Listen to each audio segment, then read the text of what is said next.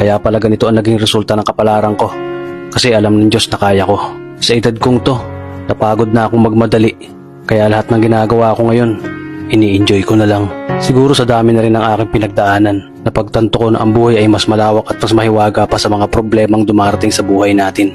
Tumatanda na tayo, baka sa kakahabol natin sa masagana at maayos na buhay, ay hindi na natin na-enjoy ang buhay.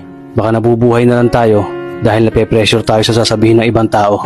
Marami na rin akong mga naging maling desisyon sa buhay, pero lahat yun nagsilbing aral sa akin at natuto ako sa mga pagkakamali ko. May mga taong sobra nating mamahalin at bibigyan ng halaga, pero ibabalik lang sa atin ay kabiguan at matinding trauma.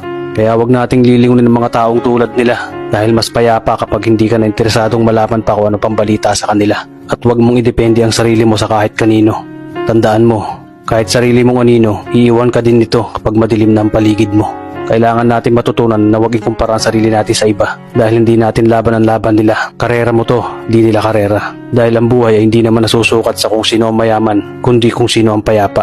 Kaya galingan mo lang palagi tol dahil napakaraming tao mapanghusga, hihilahin ka pababa at lagi mo tong tatandaan.